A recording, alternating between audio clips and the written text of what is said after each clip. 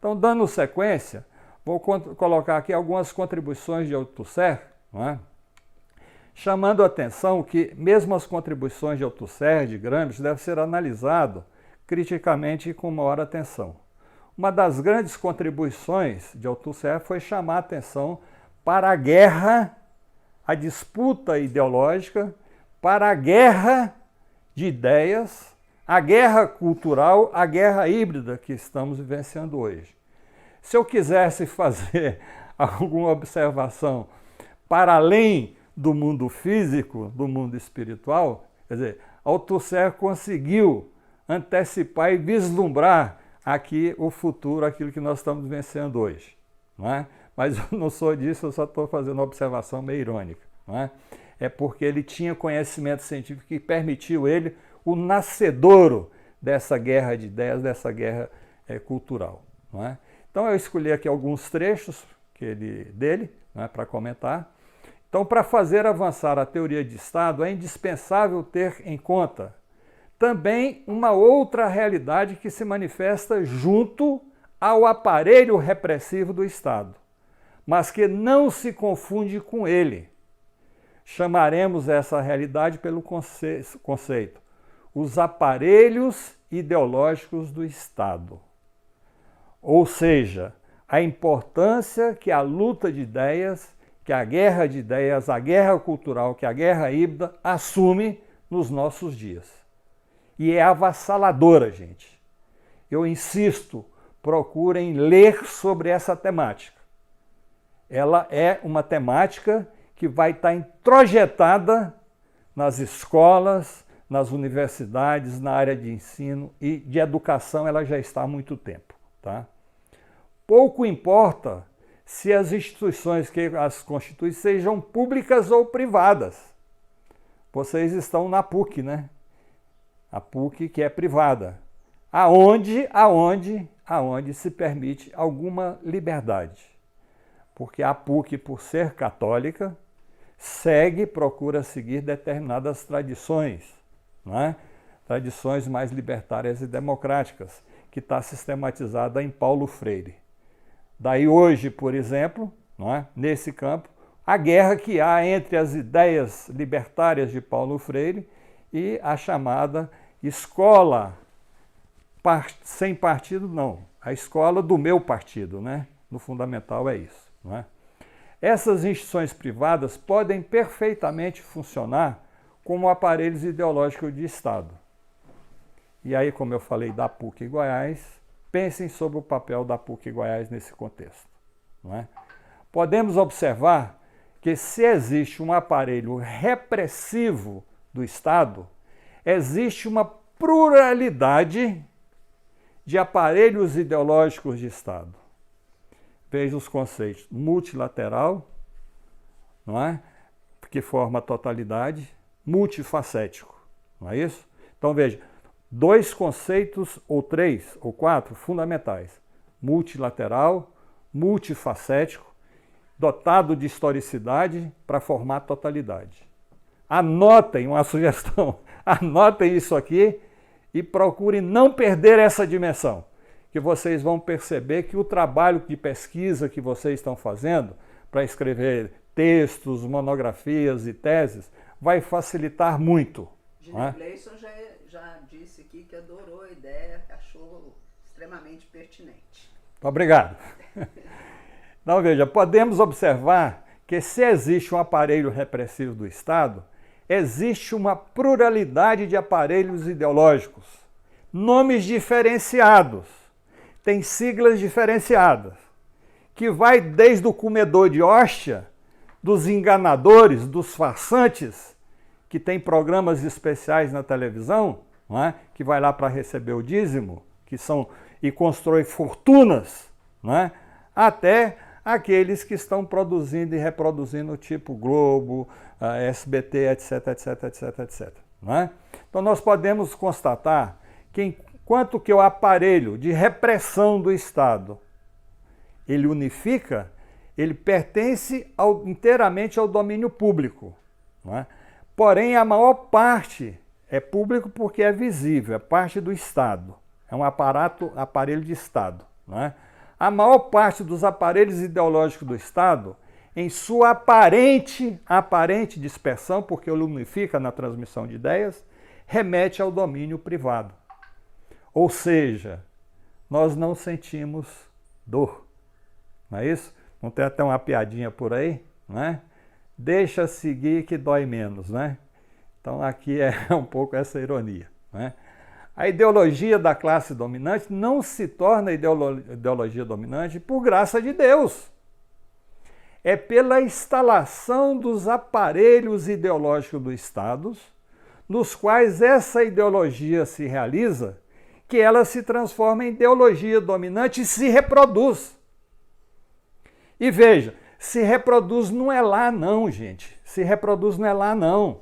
Não é nas redes sociais, não é no WhatsApp não. Ela primeiro reproduz aqui, ó, no meu cérebro. Ela domina o meu cérebro. Ela toma conta do meu cérebro. Ao tomar conta do meu cérebro, ela domina meu coração, minhas emoções e minhas ações. Então, essa coisa do WhatsApp, de Facebook, não é coisa muito simples, não. Veja, eu já falei com vocês, repetindo. Guerra de ideias, guerra cultural, não é? Guerra híbrida. Para Althusser, a reprodução das relações de produção é garantida fundamentalmente pelo exercício do poder de Estado nos aparelhos do Estado, porque é aí que está concentrado a coerção. Não é? Por um lado, o aparelho repressivo do Estado. Por outro, no aparelhos ideológicos, não é? Que um papel determinante nessa reprodução seria o aparelho escolar. Vou pegar, não vou dizer Brasil aqui, que eu estou fazendo futurologia, estou chutando, mas vou pegar para vocês o exemplo recente que eu coloquei da Bolívia. Não é? 2 ou 3 anos atrás, o golpe que foi desenvolvido lá foi a partir de milícias, de organização nazi-fascistas da província de Santa Cruz de la Sierra, orientada, organizada e funcionada, inclusive pelo governo do genocida brasileiro, onde estava lá o responsável pelas relações internacionais. Houve uma ação internacional, a partir de Santa Cruz de la Sierra, que monitorou todas as relações de poder existentes na Bolívia, inclusive endereço, família de cada membro que exercia um espaço de poder. E qual foi a iniciativa? Começaram esse movimento fascínora, invadia casas, prendia famílias, sequestrava famílias e dizia para o fulano ir lá, ó, vai lá e renuncia. Não é? O Evo Morales renunciou porque ele tinha as baionetas encostadas nas suas costelas e a família dele estava lá para ser assassinada se ele não realizasse aquilo. E ele seria assassinado quando ele assinasse a renúncia, ele seria assassinado. Só que a coisa vazou e tinha um coronel nesse meio, tem um fato semelhante na Venezuela, tinha um coronel que o avisou, fala que ó, vamos ter uma estratégia de que você some, desapareça daqui, porque eles vão te matar quando você sair daqui. Não é? Então isso é o quê? É a relação do aparelho repressivo com o aparelho ideológico. Não é? É essa articulação nesse exemplo que eu estou colocando com vocês. Não é?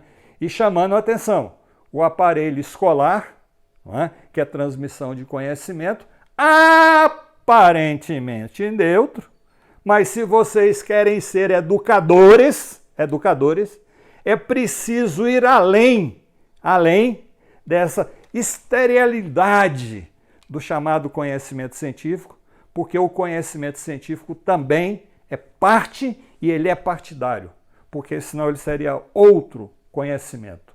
E o outro detalhe que eu chamo a atenção de vocês, o conhecimento científico, ele é transformador e revolucionário. Outra coisa é como é que se apropria desse conhecimento científico, seja para manter o domínio, a exploração, a dominação e a acumulação de capital. É outro problema, mas o conhecimento científico ele é transformador e revolucionário. O aparelho repressivo do Estado funciona predominantemente através da repressão, inclusive física. Botar as tropas na rua, né? E secundariamente através da ideologia. Não há uma separação, uma ruptura entre os aparelhos de repressão e os aparelhos ideológicos. Eles são complementares. Não existe unicamente um aparelho repressivo. O aparelho repressivo, ele é também um aparelho ideológico. Já citei para vocês vários exemplos. Como é que se mantém a unidade das tropas de repressão? Dominando a cabeça, dominando a mente e restringindo as informações. Não é? O exército e a polícia funcionam também através de ideologia, tanto para garantir sua própria coesão e repressão, como parte para divulgar os valores por eles propostos. Pesquise um pouco mais sobre o que está ocorrendo hoje nas polícias militares. Será porque que o descelebrado genocida está lançando um plano de financiamento das casas para os PMs e para os bombeiros? Não é? É o que? Buscando ampliar o consenso em torno das propostas destrutivas e das trevas. Não é? E esses aí vão lá, financiou sua casinha. Ah, viva o mito!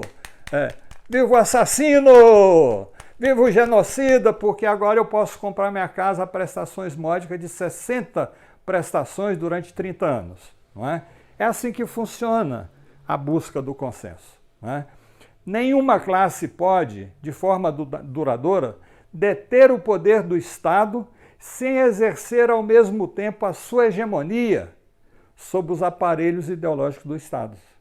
Se eles não controlam isso, se prolifera nas redes sociais a contestação e a crítica a esses genocidas que aí estão, não é? Quer dizer, a sua base estrutural começa a se abalar. Vocês já ouviram várias vezes que para ter impeachment é necessário ter povo na rua. Não é? Necessariamente não. Depende como é que é articulado o golpe. Depende como é que é articulado o golpe e como é que ele ocorre. Não é? E aí eu faço um comentário sobre as manifestações do dia 12, não é? Que a mídia e as redes sociais, fracassou, não fracassou, teve não sei quantas mil pessoas, então foi um fracasso. Não é? Isso é uma... Vocês desculpem a expressão, tá? A cabeça de jirico. E jirico que acredita na cabeça de jirico. O fato concreto é que houve um movimento, que seja de direita, que seja de uma associação de setores de esquerda, etc., etc., é que mudou o eixo do movimento. Vocês sabem, acompanharam, que primeiro era nem Bolsonaro nem Lula. Teve alguns lugares que mantiveram isso, mas a grande maioria participaram de um acordo e mudaram o eixo, fora Bolsonaro. Não é? Foram um número pequeno de pessoas, poderia ter sido maior. Se fosse maior, seria muito melhor. Mas é um movimento que faz parte da nossa história, espaço e tempo, multifacético, multilateral, e que vem outros movimentos aí. Não é? Ou seja, uma chuva, vou pegar um exemplo aqui, uma chuva ela começa a cair, junta ali um pingo com outro, vai fazendo uma enxurrada, pode virar um tsunami, não é? A vida é semelhante. Então não se vanglorie aqueles que dizem, não, a oposição está dividida, fracassou. Não, o processo está começando. Se você olhar, hoje eu estou olhando aqui, estou tendo a oportunidade, fazendo um paralelo, olha aqui, está meio ensolarado, meio seco, eu vou chegar aqui a uma conclusão imediata, falo assim, porra, não vai chover, vai demorar a chover. Outro entusiasta, vai chover. Aí eu pergunto, quando? Não sei, mas vai chover. Se eu tiver um conhecimento científico que me permite pesquisar a natureza, eu posso prever mais ou menos quando é que vai ser a chuva, com a sua intensidade e aonde. Daí a necessidade de ler, estudar, pesquisar, né? Pesquisar, acumular conhecimento científico. Não há outra alternativa fora disso. Não há outra alternativa fora do conhecimento científico. É que nos permite entender e prever. Ele tem um caráter preventivo também, tá? O aparelho repressivo do Estado funciona predominantemente através da repressão, inclusive física, e secundariamente através da ideologia, né? Não, olha aqui, não existe aparelho unicamente repressivo. Não existe aparelho unicamente ideológico. Por exemplo, os exércitos e as polícias funcionam também através de ideologia, tanto para garantir sua própria coesão e reprodução, como para divulgar os valores por eles propostos. Os exemplos da chamada quebra da hierarquia militar são inúmeros. Eu não vou usar tempo de vocês aqui, mas tem inúmeros exemplos, não é? Você fosse um soldado, um comandante qualquer de tropa, sua mãe, seus familiares, seus pais estão lá na coisa, você vai mandar atirar sobre eles? Você vai mandar baixar o cacete? Talvez no primeiro momento sim, mas depois você vai pensar, na segunda vez, terceira vez, você vai pensar, não é? Por quê? Porque ele é parte integrante desse conjunto de relações de sociabilidade na qual estamos inseridos, não é? Nenhuma classe pode, de forma duradoura, deter o poder do Estado sem exercer ao mesmo tempo sua hegemonia sobre os aparelhos de Estado. Volto a reafirmar, não estão separados. Multilateral, multifacético, espaço e tempo que forma essa totalidade, tá? Os aparelhos ideológicos de Estados podem não apenas ser os meios, mas também o lugar da luta de classes. É isso que eu estou chamando a atenção de vocês. A guerra de ideias, a guerra cultural, a guerra híbrida, que tem um grande poderio mortal nos nossos dias. Tá? Volto a reafirmar, 6, 7, 8 de setembro, que ainda está desenvolvendo. Não é? E isso frequentemente de forma encarniçada da luta de classes. Não é? Então veja, procure não ver a realidade parcializada. Procure ver ela na sua totalidade e como é que essa totalidade se compõe, quais são os elementos que compõem esses elementos multifacéticos, multilaterais e essa historicidade. Isso é decisivo. Eu estou insistindo com vocês, porque vocês são estudantes, estão fazendo pesquisas, vão escrever teses, monografias, estão escrevendo os artigos. Tá? A classe ou aliança de classes não dita facilmente a lei nos aparelhos ideológicos dos Estados, como no aparelho repressivo. Olha aqui. As classes ou aliança de classes não dita facilmente a lei ou conhecimento que vai perpassar e ser divulgado através dos aparelhos ideológicos dos Estados, como é possível no aparelho repressivo do Estado, porque é a Constituição, a elaboração da Constituição, são alguns que são eleitos, é dotado da nossa soberania que nós atribuímos a ele, que vai ter essa função de organizar, de articular os aparelhos repressivos. Não somente porque as antigas classes dominantes podem neles conservar durante muito tempo fortes posições naqueles. Veja o agronegócio, não é? Que vem o quê? Ganhando força. Os banqueiros, os industriais.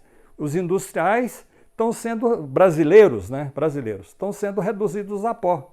Por exemplo, o presidente da Fiesp, ele não produz, Fiesp, que é a Federação das Indústrias de São Paulo, ele não produz um parafuso. E é presidente da maior federação de indústria aqui do Brasil, não é? Mas porque a resistência das classes exploradas pode encontrar o meio e a ocasião de expressar-se neles, que pela utilização de suas contradições, utilizando as contradições existentes, ou conquistadas pelas lutas nessa posição de combate.